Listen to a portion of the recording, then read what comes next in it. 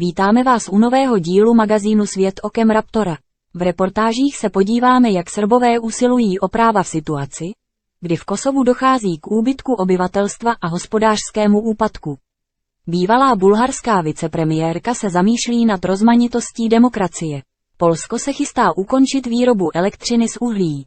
Odpovíme si na otázku, zda Čína překroutila globální informační prostředí a jak bombardovací kampaň na to zasévá rasovou nenávist a rozděluje balkánský poloostrov.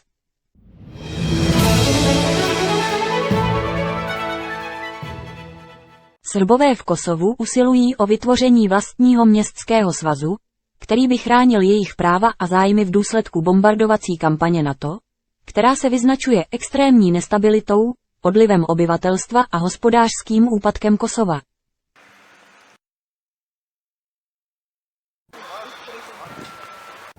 Recently it was published new research about the feeling of the Serbs here, and about 65 to 70% of the people feel completely unsafe.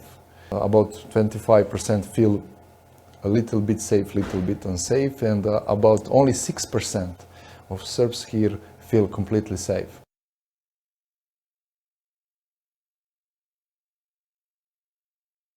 Some kids were really scared, and we weren't allowed to go out because our parents would get worried. Pa ne osjećam se sigurno. Jer mi nije svejedno, mislim svakom nije svejedno.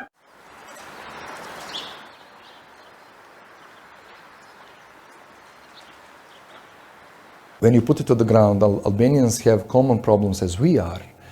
We don't have strong economy that can support people. If you go to look the numbers, how many Albanians leave from Kosovo every day, especially after visa liberalization process, when they can travel with the Kosovo passport to Europe, you see that thousands of people leave from Kosovo every day.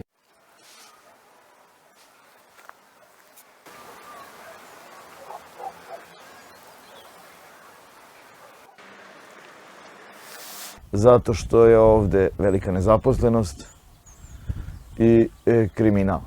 Dakle, želi da ode odavde. Slična je verovatno situacija i u drugim delovima sveta gdje su Sjedinjene Američke Države bombama uvozili demokratiju. Verovatno je slična situacija.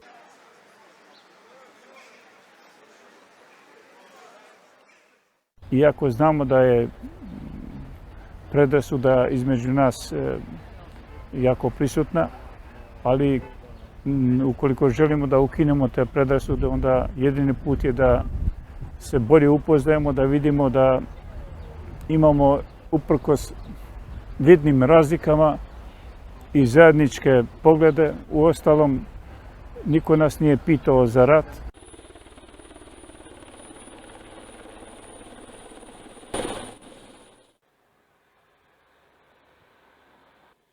Ovo jeste neodrživo, ali NATO, zapadne sile drže ovu teritoriju, jer im dobro dođe za kontrolu ovog prostora.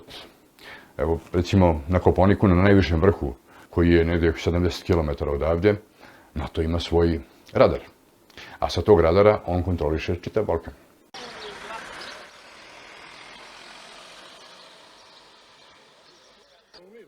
Da, ja jedino što mogu da vam prevedem, da su oni rekli...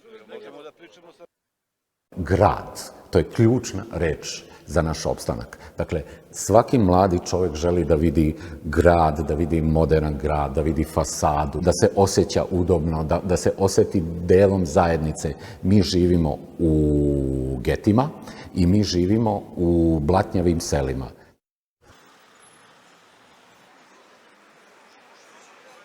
Moram da vam kažem da na teritoriju opštine Severna Mitrovica i na kompletnom Severnom Kosovu 97% žive Srbi, a 80% policajaca ne razume njihov jezik.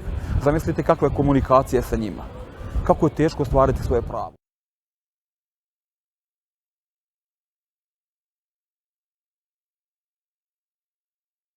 Co je to demokracie? Daniela Bobeva, bývalá místopředsedkyně bulharské vlády, zdůrazňuje, že ve světě existují různé typy demokracie.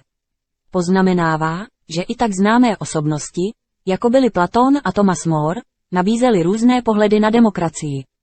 Systém je tak dokonalý, jak ho chtějí lidé, poznamenává Bobeva, Číňané vědí, co chtějí, a žádná jiná země není tou, která by Čínu učila, co má dělat. We cannot apply our concepts of democracy to China. We cannot apply our national concepts of democracy to any other country. We are not the one to teach China what to do. Democracy is about what the people want and how much they want freedom of everything. Or let's remember what Platon was saying, that democracy is the rules and somebody should impose the rules. While Thomas More, for example, he was considering democracy as a society that the state is very important to distribute all the resources to the people. So there are so many different types of democracy, but this is what we wanted, as much we wanted. The system is as perfect as the people want it, and I think that Chinese, at least since the Yellow River was flooding, Chinese know what they want. So this is their way. Leave them live in their way. Polské úřady dali zelenou zahájení další fáze plánování a výstavby jedné z největších jaderných elektráren v této části Evropy. Náklady na projekt mají dosáhnout 40 miliard amerických dolarů a jeho dokončení se předpokládá do roku 2043. Polsko je největším výrobcem elektřiny ve střední a východní Evropě. Téměř 80% elektřiny se vyrábí ve starých uhelných elektrárnách. This is a touristy area close to the town of Choczewo on the Baltic Sea coast. The nature here is pristine and people are loving it. But it seems that inevitable changes are coming. Right here at the beaches of the Baltic Sea, a new huge nuclear electric power plant will be built. It is a project that already drew so many controversies. Poland decided that it needed to move away from the coal-producing electricity and that nuclear power was the solution. And this is one location that was chosen to build 24 small nuclear reactor units across 6 sites. Some NGOs say it is the best option. A number of sociological studies carried out both locally and in Poland showed great public support for this investment. And I think Poles even see it as a challenge and something they can be proud of.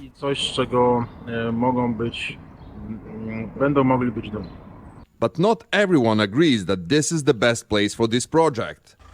Some of the locals are concerned that the nature here and their lifestyle will be destroyed. Like this resident who lives in the village of Lubiatovo. Let's call him Pavel.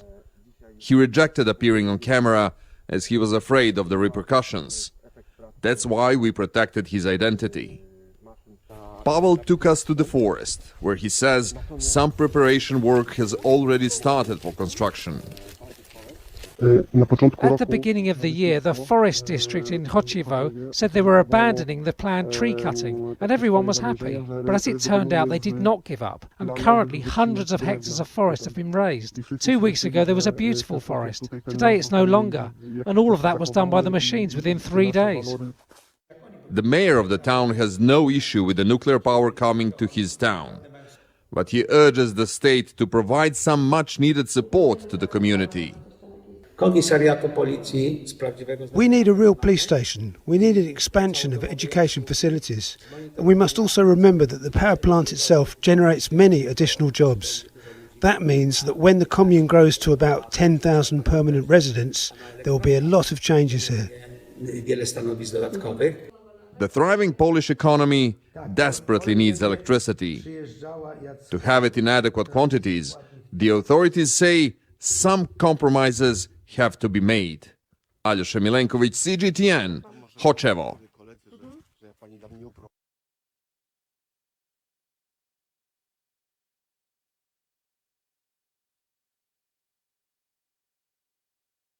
V projevu na 3. summitu pro demokracii v Soulu americký ministr zahraničí Antony Blinken řekl, že Čína pokřivila globální informační prostředí. Peter Kagwanya, prezident Africa Policy Institute v Keni, to vyvrátil slovy, že Číňané musí vyprávět své vlastní příběhy a že nedezinformují, ale naopak proti lžím staví fakta, a dodal, že Západ si monopolizuje lži a nástroje dezinformací a mylných informací. This is a classic case of what we are calling the post-truth order. And the sponsors of the post-truth order are going to punish those who tell the truth and reward those who are going to tell lies on their behalf. And therefore we are having a system of double standards, sponsored largely by the West, the age in which we are. It is not about hard power. It's not about soft power. It's not about smart power. It's about sharp power. And sharp power is about lies, disinformation, misinformation, and literally going out of your way to live on lies and lies and lies. They monopolize the lies. They monopolize the tools of disinformation.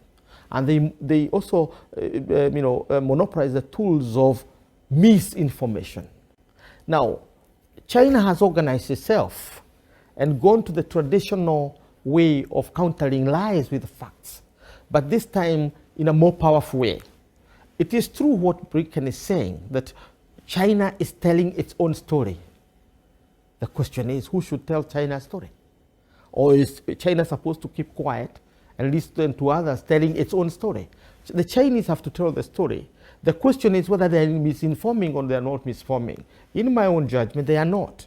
What they are doing is to countering lies.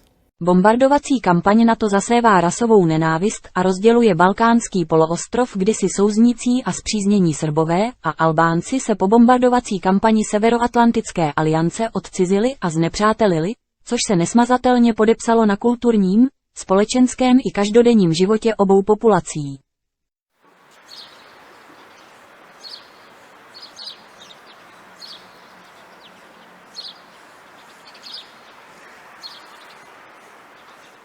Dakle, Kosovo i Metohija svakako jesu područje najizraženijih nacionalnih osjećanja Srba. Ovde u nekom trenutku formirana bilo središte srpske srednjovekovne države, dakle zlatni period srpske istorije. Dakle, ovde svaki kamen, svako mesto i svedoči o srpskom prisustvu na ovim prostorima u civilizacijskom usponu.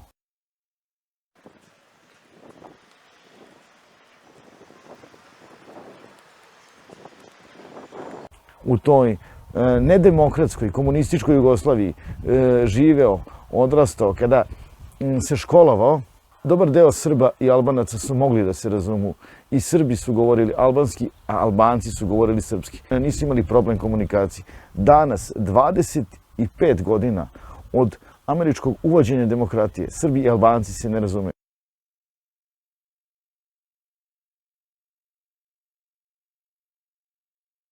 Mnogi ljudi su plaćali novčane kazne zato što su ih na ulici čuli da govore maternji jezik. Tako je naš jezik postao naš neprijatelj. Čak je jedan bugarski činovnik Ujedinjenih nacija na ulici u Prištini ubijen zato što su pomislili da govori srpskim jezikom.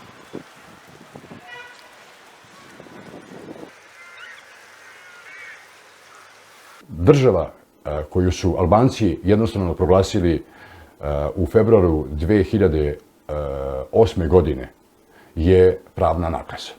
Toj pravnoj nakazi kumovali su i odobrili su je najmoćnije zemlje Zapada. Amerika, Velika Britanija, Nemačka, Francuska, Evropska unija.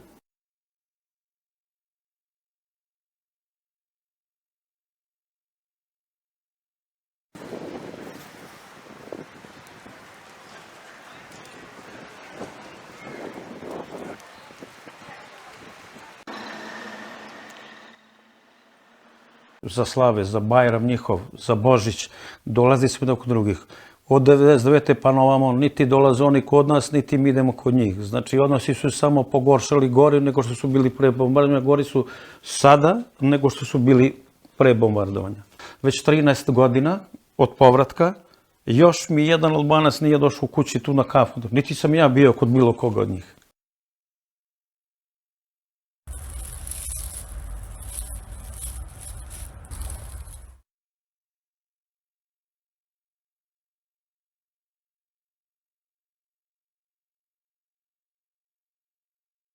Děkujeme, že jste sledovali náš pořad. Nashledanou u dalšího dílu pořadu Svět okem Raptora.